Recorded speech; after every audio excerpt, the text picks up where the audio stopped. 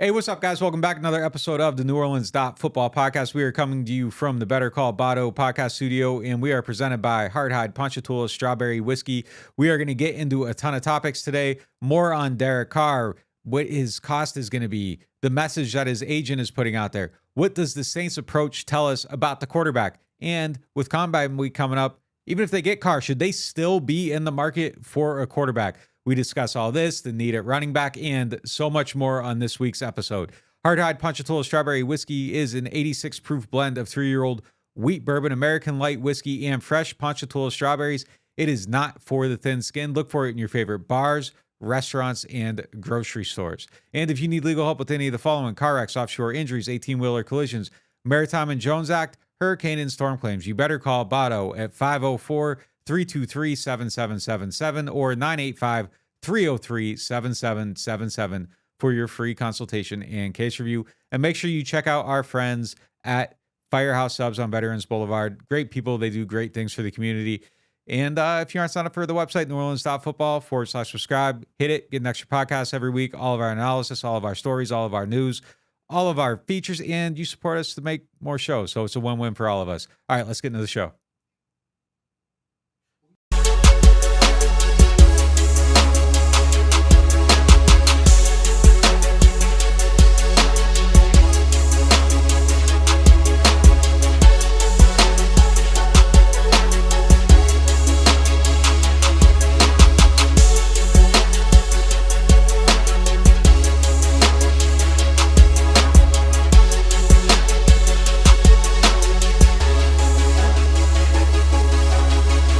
Week 4 of the Derek Carr saga rolls. Week 4. We're in London. Is it week 4? I just made up a number, but I think it really might be. We should go to London for week 4. See if Derek Carr's over there. Yeah, man, it's just going on. It is so bad because I want to talk about other things, but it's lingering, and it's going to keep behind lingering. the scenes. I was like, we can't start with Carr again. People don't want to hear about it. And you're like, the feedback we've gotten is, I mean, everybody's just like us. Yeah, are they getting their quarterback or not? That's the biggest story with this team right now. It's kind of hard to move on until things move on. There have been a couple like little low-key developments. Diana Rossini had the report that they're looking for $35 million. I think is people that cover the sport that can tell us one thing right off the bat. Usually that's player side pushing that narrative out there to let people know what the cost is. My reaction to that was A, it's reasonable, and B, he hasn't gotten a $35 million offer yet. Right. So I think we know that for sure. And then the other thing too, and we were kind of talking about this last night a little bit, kind of the pursuit of the league, of the Saints, of everything, of how this has played out is a little bit telling about maybe who Derek Carr is. I think our line here has been that he's not going to be the savior of the team. The actions of the NFL is telling you that he's not going to be the savior of a team. Yeah, well, I think that's fair. And I know during one of our 7 weeks of Carr coverage, I remember making the point that I really don't know where he's going to land. I mean, the fact that he's a free agent and guys like this don't get to be free agents often, it reminds me very much of when Kirk Cousins was. Obviously, we can talk about when Deshaun Watson was, really extraordinary circumstances last year available. But, you know, this is an overpay situation in general. But if you just had to like slot Derek Carr in compared to salaries of other quarterbacks, he's right around where there's a cutoff at $40 million, $35 million. And then the next tier is like Jameis at 12 that he got last year. There's a huge valley in between. So if he is a $25 million guy, if he's a $30 million guy, if he's a $35 million guy, if he's a $40 million guy, that all still falls outside of the top 10, but inside of the top 15. So I'm just as fascinated to see, do the Saints get him, as what has the league determined is his price. So, I mean, part of you wants to see, you know, the Saints attack it and sell you on how much they love this guy based on how aggressively they went out and got him. But you also, I mean, the dream scenario is you get him at the right price and you play it the way you're supposed to. I think the two things that I want to see, and he's just not apparently that player, is you want to see the team attack the situation. You want to see them have to attack the situation because that tells you that, hey, like, the whole league likes this guy. Yeah, they're getting somebody that can win you games, that can make a difference. And this is kind of like he's cool. You know, he's cool. He can get you by. But I kind of think now, like, I'm looking at it a little bit, and this probably would have been my take on it regardless, but it kind of feels like even if you do get Derek Carr, I think that you should still immediately be looking for a longer term solution. I think that your eyes should be open in every single draft. If you pay for him and the right quarterback's there at 29, like I think that you should still have a very serious conversation about, is this the quarterback to bring in behind him? I don't think you treat him as kind of the franchise icon player, whatever. Like, I think you got to be ready to kind of start looking to move on right away. He buys you time to do that. He keeps you competitive. But if your Patrick Mahomes is there and Alex Smith just won you 12 games, like you still move on to Patrick Mahomes. And, yeah, of course. And, I think maybe in some other situations, like if you had gotten Deshaun Watson, I think that even with how he played, like you're kind of committed to him and you got to be a little bit more patient and you're putting more of your resources around that investment. I think your investment here is lukewarm enough that you don't really have to look at things that way. Yeah, we'll see if it's lukewarm. I mean, and we'll see how much we find out in the end. I mean, they could be playing a good game of poker where I think we had a long text conversation about this, but I mean, it could be like when you're on eBay and you know what your max bid is, but you're playing out the game and you'll be like, yeah, I'll increase this by $10 million if I ever have to. But if the league doesn't make me, I'm not going to. So we don't know if the Saints are going to, in the introductory press conference, we were going to have him no matter what it costs. Well, we knew yeah, exactly. We knew he was going to take his time. The one thing that I would say is I think we have learned what the league thinks about him simply because of the lack of teams that have gotten in on this. I mean, if you're Carolina, if you're Washington, if you're Tennessee, some of the teams that reportedly were showing interest, you should have acted by now. Like, if you haven't brought him in for a visit or offered him enough money to get him to come visit you, then you are being way too lukewarm. I mean, the Saints and the Jets have done what they're supposed to. If I'm any other team, I would think he could be minutes away from signing with the Saints or the Jets. And obviously we know the Jets might be waiting on Aaron Rodgers.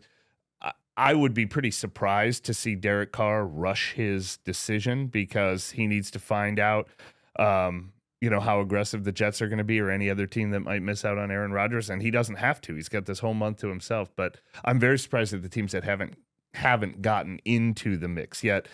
So it's quite possible that the Saints are currently the highest bidder and prepared to keep increasing their bid and do feel the way about Derek Carr that you want. But you're right. This is playing out differently than Deshaun Watson, where teams were like, we don't care how bad it looks. We don't care how much we have to pay. This guy's our franchise. This pursuit does not feel like that. You are correct. I think that we'll see some other teams get involved. Washington's one that I keep thinking is probably going to get in the mix at some point sooner than later. Two, I don't think I'd be shocked to hear maybe some other teams suddenly in the mix after Combine Week. You get everybody in the same area. Tim Younger's probably going to be out there, I would assume, with some draft prospects. Every team's out there. Great this week. Everybody's steak there. Lunch, steak dinner. Everybody's there. Everybody's talking. This is kind of where things maybe sometimes pop up out of the blue. Actually, a few years ago when Drew was thinking about retiring, like rumors started coming out from the Combine that the Saints were going to sign Tom Brady, and then Drew ended up coming back, and that's another what if in Saints quarterback almost history that's out there. But I really think that Tom Brady was going to be the quarterback of the team if Breeze had retired. All right, so if the Carr thing goes south, they don't get him, he gets offered more money. Oh, hold on. Like, we kind of set the price, I think, the whole time. Our number was like about 35 seems reasonable. If you want to go up to like 40 to close it, okay. Where are you at now, kind of price range wise? It took me a while. Like, the very first time that I saw a Carr report, I think I have a tweet, I don't know, like probably from early January, and I was like, oh, well, no team's going to trade for him and pay that salary. And then once we started to whittle through all the candidates and everything like that, then my price kept going up and up and up and up. But like if I went back in a time machine, I like initially would have thought 30, 33 million. Like, that's what Derek Carr felt like to me. And I've since talked myself into 40 million because I'm like, who cares? You need your quarterback. If they're going for it this year, go get him. So now I guess I'm back to realizing that, if there was a report that he's asking for 35 million and he hasn't gotten that offer yet, I mean, I guess I'll predict it lands at 33 or something like that. But I mean, if the question is how much would I pay him to make sure I don't lose him, I think I'd go up from there. Yeah, I mean, I feel like I would have offered him 30 and he would have said no 35, and I would have been like, okay. Because like if you're my quarterback at 30 million, you're my quarterback at 35 million. What's that $5 million doing? It doesn't really do anything at all.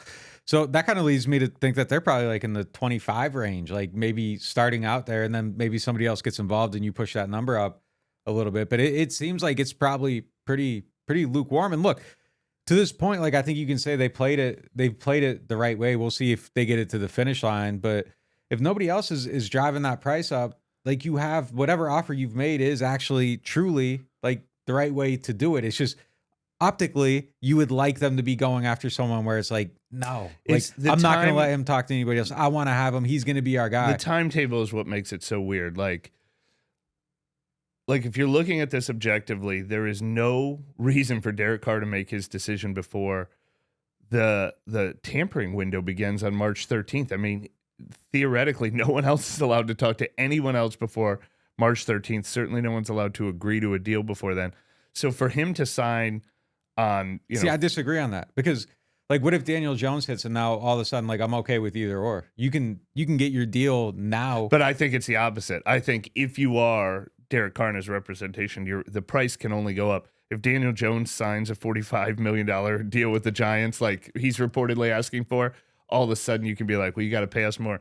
If he ain't getting 45. If Aaron Rodgers goes to the Raiders, a team that isn't even looking for Derek Carr, your price goes up. Like, I think there are only things that can drive the price up. So the only way the Saints get it done now instead of, March is by making an exorbitant offer that he can't refuse. And smart business is not to do that, but you don't want to lose the guy. So I mean, it's a tough game. See, I think that if someone goes out and signs someone, like if the Saints and the Jets are out here competing, and then Daniel Jones becomes a free agent in the tampering window, and you can get him, and these are the only two teams that want Derek Carr, and one of them gets Daniel Jones, now you have no leverage at all. Like, so I think that he can get his best offer right now, and just like I thought before, like if he accepted a trade, he could use that $38 million like as leverage to get his price up, and it seems like once he cut that out, he got his legs cut out, but only one team was willing to trade for him, so he didn't really have that option to use that as leverage. Yeah. I think his leverage is going to drop more and more and more as more teams get out there, because, okay, shoot, we don't want to pay you $35 million. We can get Jimmy G for 28, and we can get Daniel Jones for 31. Daniel Jones ain't getting no $45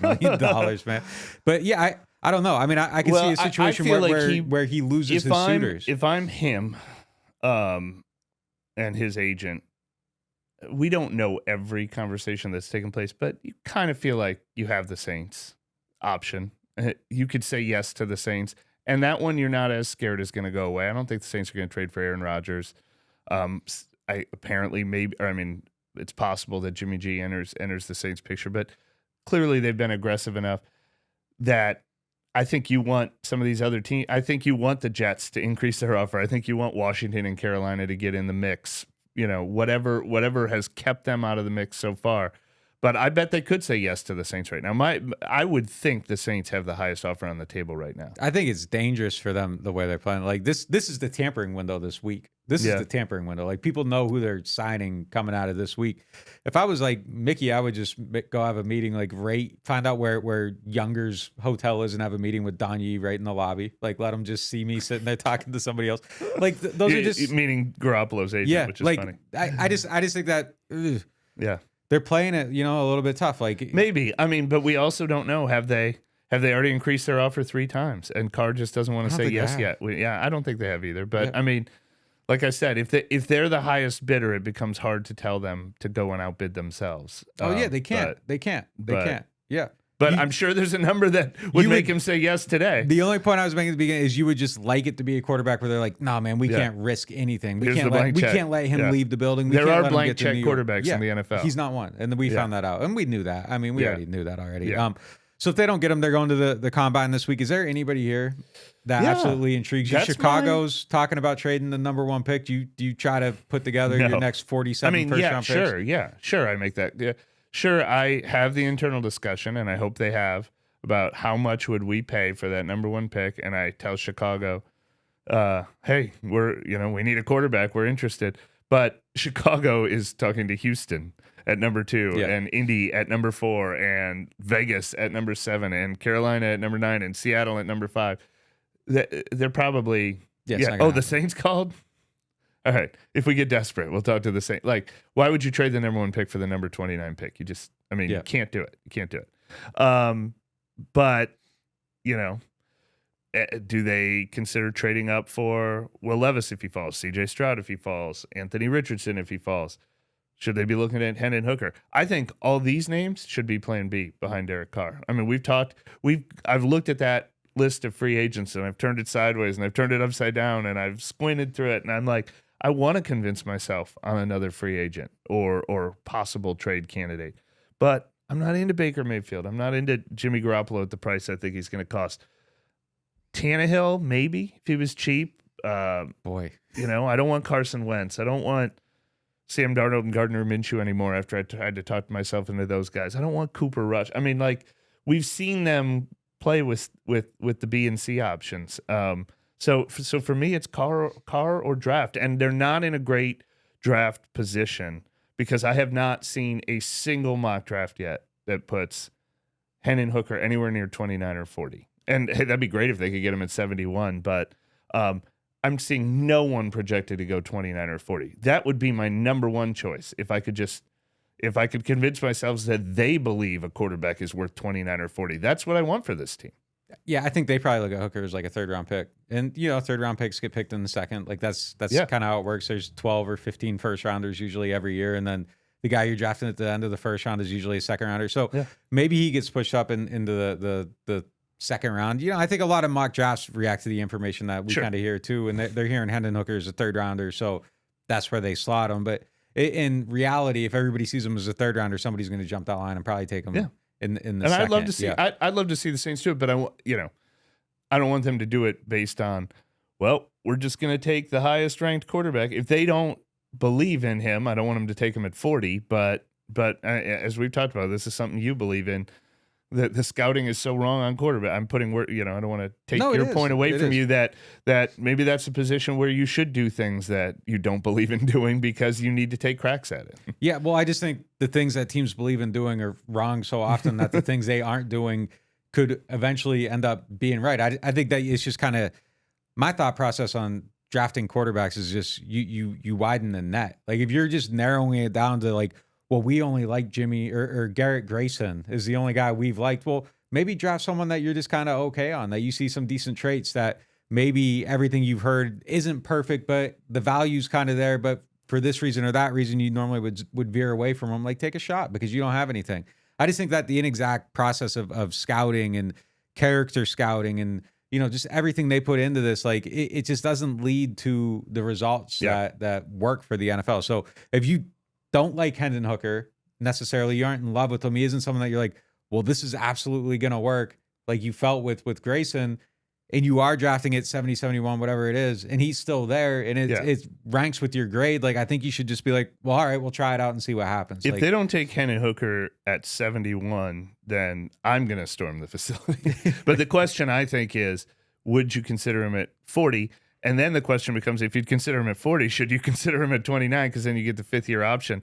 And all of a sudden, I've moved the guy up 30 spots. But, I mean, that's where this team is at quarterback. And a rookie quarterback would solve so many problems because it would solve their quarterback problems and it would solve their cap issues. There's nothing this team needs more than a good quarterback. Number 2 on the list is a cheap quarterback, so that would be great. Yeah, if he works. So I'm try to find that guy, but am I trying to force something that isn't there? If we were covering the Steelers, like I would probably be having the conversation right now, like should they be trying to replace Kenny Pickett?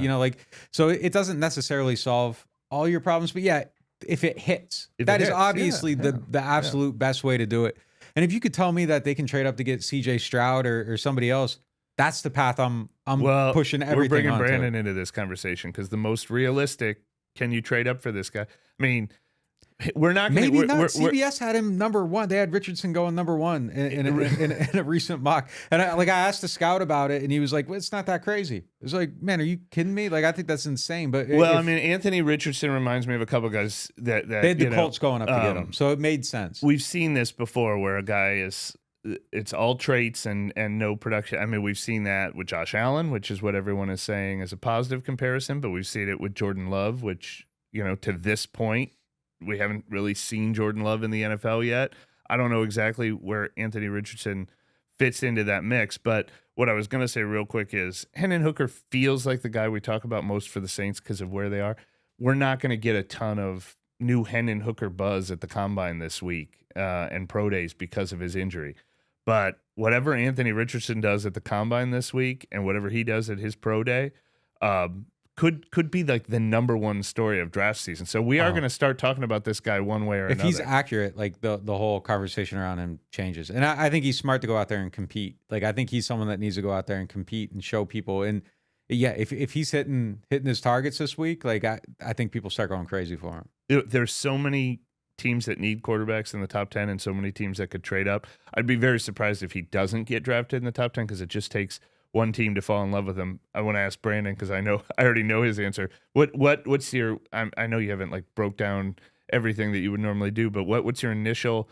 Is that a chance you take if you're the Saints? Do you trade next year's first and 29 to move up for Anthony Richardson? Ooh, I'd have to take a harder look at this to kind of have that strong of an opinion on it. But like I think that he does a lot of things well. The few times that I watched him, I thought he was pretty exciting. There were a few times I saw him this year that I thought he was pretty bad. You know, I think that he missed a lot of passes, didn't win a lot of games. If I'm trading up for someone and he had like, what was it, like 6 wins last year, that's a little bit alarming to me. Look, there's more to that than just quarterback play, but I don't know that he necessarily elevated his team.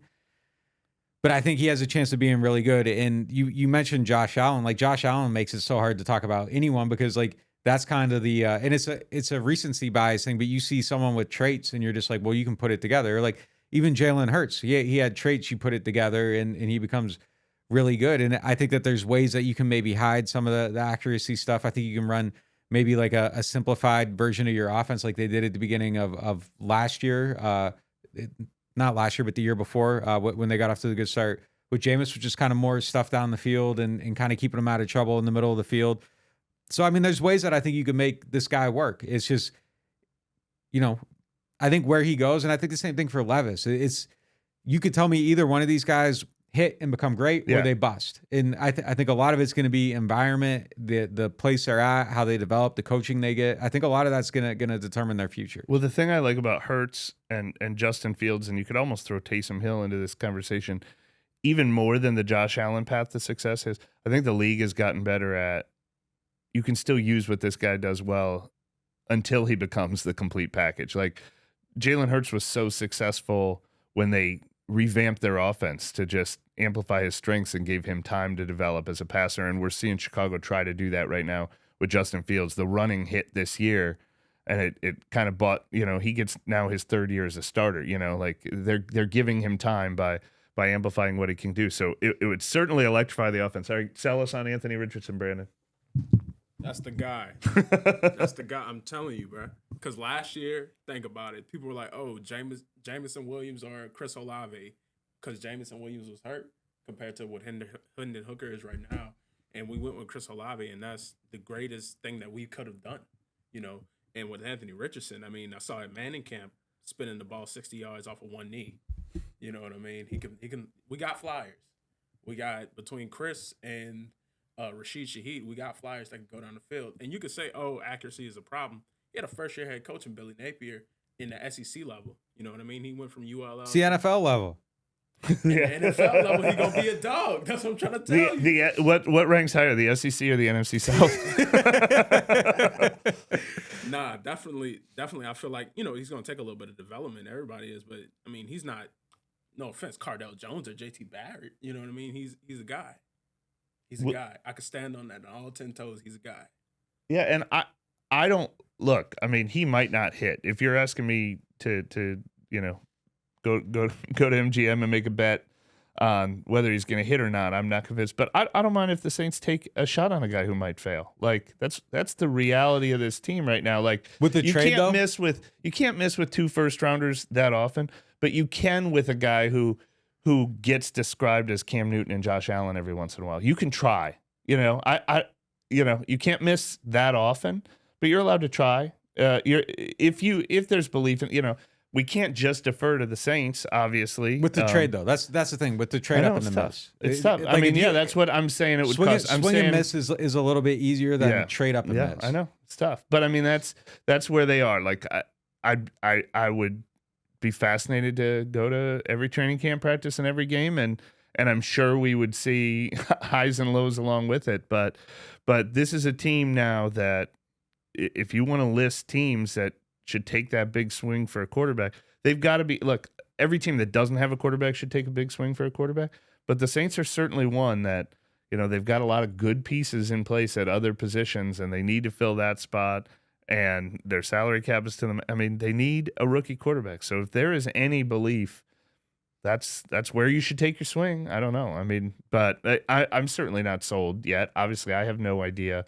And the only thing that worries me is I don't agree with it. I'm sure some fans would be, I don't trust this coaching staff to be the one that's going to get the most out of them because we haven't seen them succeed on offense. I don't know if I trust their patience because that's a good point. Because they gave up on Jameis Winston so quickly and wanted Andy Dalton. They didn't want volatility at that position. They wanted what they knew they were going to get out of that position. So that doesn't feel like a coaching staff that's willing to ride the highs and lows of a young quarterback. I'm reluctant to say this. I was looking yesterday just because I wanted to see the differences.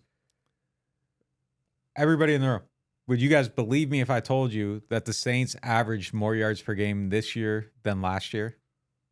No. Yeah, this year than last year? They scored a little bit less, two fewer points per game. Because even when they were winning last year, it was when Jameis was only throwing for like 150 yards a game. The wild thing is if you wanted to construct an argument that they were a better offense this year than last year, you could do it. It is crazy to me. It's crazy to me that But I lump exists. I lump those 2 years together. I mean, even though one had Sean Payton and one didn't.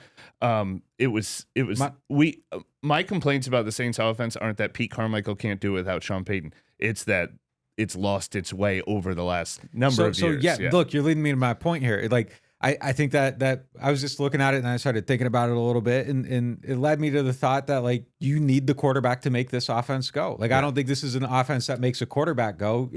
You need a quarterback to make it go. So, I don't know. I just found that interesting. And look, if they don't have the right guy, like, I don't think it would matter. Like, even with Sean, without the right quarterback, and look, they got by it a few times with Teddy in there, Taysom in there, winning games with Drew out.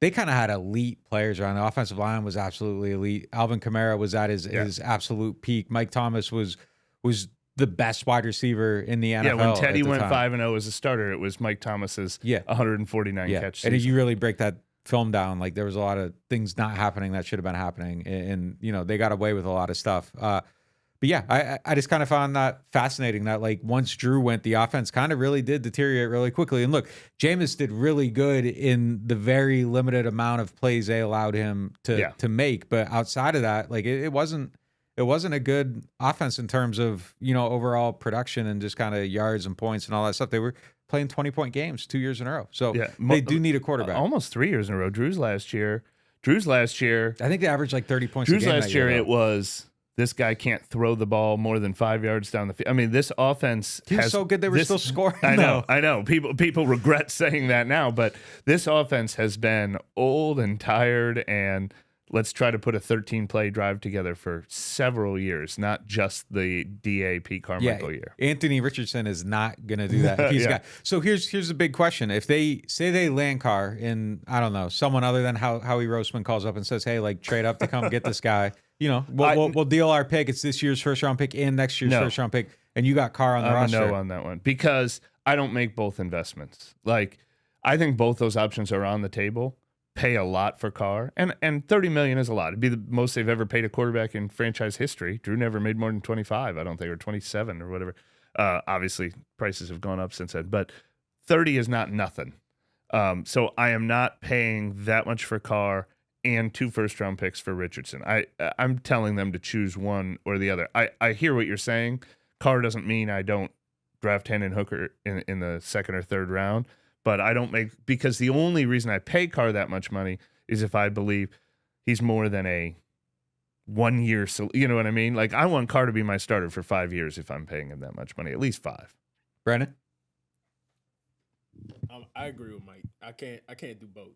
You know what I mean? I can't do both. You already know who Derek Carr is. You know what he does. But with Hooker, I don't even know if I'm paying. What you said, 2 first? Yeah, Richardson. For Richardson. For Richardson, yeah. I'll pay 1 first. You pay one, yeah. But if someone called and said, "Hey, trade up top 10, you already got Carr in the bag," are you doing it? No way. It's interesting though because like I don't think I'd do it either. But it is interesting because I think that's the absolute. That would be the best scenario for a player like Anthony Richardson because you would have Derek Carr, and if it takes Richardson two years to get ready, and then year 3 he's your starter. Like I think that's the situation he probably goes into and emerges at his absolute best doing it. I might do it. I might consider it if that was actually there, an option on the table. Like, and the problem is like you got to solve the problem first, and then if the opportunity exists later, I would strongly have to weigh that option. Just like looking at the long-term health of my team, I don't think I'd ultimately pull the trigger, but I would be extremely tempted to kind of set it up and be like, all right. It is funny though when you look like this probably hardly ever happens for a team, but if the Saints are right now like, our number 1 choice is get Hennon Hooker at 71. Our number 2 choice is Richardson falls into the 20s, but we just can't count on either of those happening. So let's get Carr. And then the draft comes and like Richardson's there at 22 and you're like, well, I guess let's do option A and option B, you know? Yeah, see like a 22 is probably your first then you're and not second. paying 2 first. Then I think you do kind of maybe jump on that and take advantage of that opportunity. And then, man, Derek Carr would be so sad if that happened because he's trying to go somewhere where that doesn't work out. But it's just kind of where they're going to be at if they're dealing with these types of quarterbacks. You can't say really no to anything. But yeah, 2 first-round picks to go up to get Anthony Richardson, who's definitely not a sure thing at this point. Like I wouldn't do it. If you felt about him like you felt about Mahomes then, and he's there and you can actually go up, then that's when you make that type of thing. Yeah, you have that ultimate belief. But I don't think anyone has that belief, necessarily in Richardson. And it'll be fascinating to see. I mean, but it's funny, Brandon was making the strongest argument for Richardson, but then he threw in the names like Cardell Jones and JT Barrett and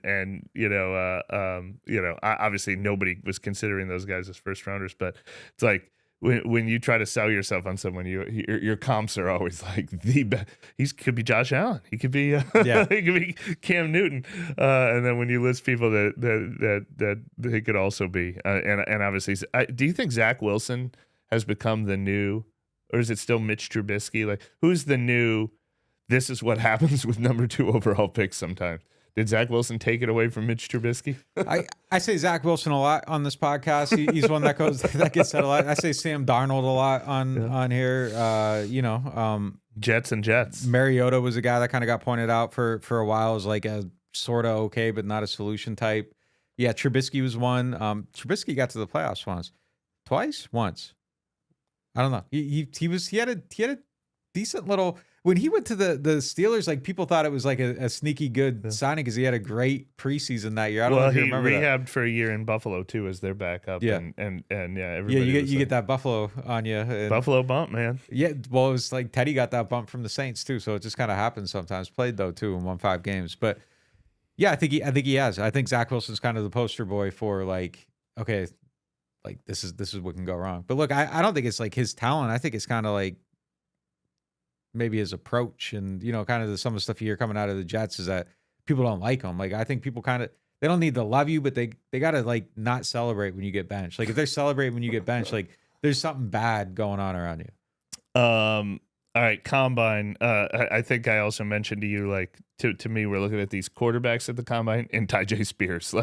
Like speaking of that number 71 pick, have you seen any local produce a mock draft on social media or in the media or anyone that that didn't just like write Tyjae Spears in ink at number 71 to the Saints yet? It's what the entire city wants. If he's there at 71, that kind of almost feels like a steal to me. Like, he was so good at like people at the Senior Bowl was like everybody's watching like, man, who's that? Like just passively he would just catch your eye and make you kind of take notice. I do think they need to enter this draft with the idea of like we're replacing Alvin Kamara. Like we're replacing him. Like we're trying to get the guy that eventually replaces him right now. Eventually. Alvin's going to be not right starting week 1 this season. But I think you approach this offseason as if you don't have a running back because he's going to get suspended. Like the video stuff came out. Yeah. I would be shocked if he doesn't get suspended for a decent amount of time. Like it just kind of seems like it's heading that way. He's at a certain age. I think he can still be really productive. He still was productive last year. He averaged 4 yards per carry. We don't have to say age either. It's his 7th NFL season coming up. I mean, that's mileage. But just practically speaking, Alvin, where he's at in his career, just the fact that he's not going to be available, like I think you go into this offseason, you say, okay, like we need a running back. We do not have a running back on our roster. You get that guy, you make that investment. I don't think you take a half measure here. And then when Alvin comes back, maybe you have this like really incredible 1-2 punch for the next year or two. And that's kind of where you go from it. And that's how you kind of just start to transition now while Alvin is still at a point before he starts going on a decline. It's the most obvious. My only disagreement is I don't approach my off season as if I don't have a running back on the roster because I'm not really in on Josh Jacobs, Miles Sanders, Saquon Barkley. You wouldn't do that even if you didn't have. I'm not signing an expensive free agent. Tony Pollard. And then there's the next tier. There's the Kareem Hunt. There's the Alexander Madison, who I'm intrigued by because he's got like no mileage on him from Minnesota. And the one thing I do like about free agency is everybody thinks, I mean, it's the most obvious thing in the world, or so we think, that go draft your running back. That I feel like if there's a lot of free agent running backs in one class, values will shake out. So if you can sign an Alexander Madison for, like one of those, 4 years, $16 million, I have no idea exactly what he would cost or something, then maybe that's the great value and the great idea. But other than that, the draft seems like the obvious path for getting a running back because you need one so bad. Even if Alvin Kamara is on your roster, you need that second run. Even if you weren't worried about replacing Alvin Kamara long term, you need a second running back so bad, but you also need a future number one. It's such an obvious need. It's right behind quarterback is the most obvious need on this team right now. I don't think that means you pay as much as you would for defensive linemen or something like that. But yeah, like drafting one in round 2 or round 3, or even frankly round 1 should be a let's talk about that, because I think it's normally kind of crazy to draft a running back in the first round, but because they have the 29th pick. Yeah, because they have the 29th. But also, even if it was higher, kind of where they're at quarterback, like the investment in running back is maybe a way to offset that a little bit, and maybe you push that up, and maybe that hides a couple of the issues you have on your offensive line. Like you can't address everything on the offense this year. Like you can't have sure things across the board on the line. It's not going to happen. And even your left tackle, like he had 2 foot injuries. Like that's tough to even bank on right now. So if the dude from Texas is sitting there at 29, in a typical year, I'd be like, no, like I'm not taking a running back that high. John Robinson, and he looks like he's going to be special. He probably won't be there anywhere near 29. But I think there's multiple ways to build your team and kind of overpower some of the weaknesses by getting better at one position. That is a spot where I think you could justify it right now, given their circumstance. If Derek Carr is your quarterback, you have shakiness on the line. That's a good way to offset some of that stuff. Well, and to go back to the conversation we were having about what this offense is like, it's not an offense that seems ready to be built around Anthony Richardson. It's definitely ready to be built like the 2017 Saints when Kamara and Mark Ingram both gained 1,500 yards from scrimmage. I mean, that is what this team wants to be. It's what it wanted to be in Dennis Allen's first year, but even Sean Payton's last 2 years. They want to win time of possession and, put together long drives and win with their run game and win with, this is what they're trying to be, and they just didn't have the horses for it. Yeah, I think they should try to be something else. No, I agree, but that's what they're going to do. But the worst thing is to try to be this offense without having the offensive linemen or the running backs to pull it off. Yeah, what they're going to do versus what they should do are two different things. It would also be things. nice to see them stop using Alvin as the between the tackles runner as much as they have in recent years, and let somebody else do that more and get more creative with the Alvin. Wild thing with Alvin is that his like inside the tackles runs last year were actually decent, and it was the outside zones that kind of got bad a little bit. So I don't know. There's a lot of things that I think they gotta cure. Yeah. Getting more dynamic at that position though, and then you drop Alvin back in, like that's an identity, and then you get your 2 burners down the field. You could at least then, if they would actually do it, be a play action team. Like you would have the pieces then to be that type of offense, which I thought that's what they wanted to be, and then they didn't use play action. So I don't know. We're going to figure out what they want to be. We'll be at the Combine all week, covering everything. We're supposed to hear from Mickey Loomis, Dennis Allen at some point this week. We'll have everything on the prospects, what we're hearing. A lot of rumors you usually find this time of year. So if you aren't on NewOrleans.Football yet, sign up. $9 a month. It's investment. Get an extra podcast every week. And for all you guys that are already there, we appreciate you. Talk to you soon.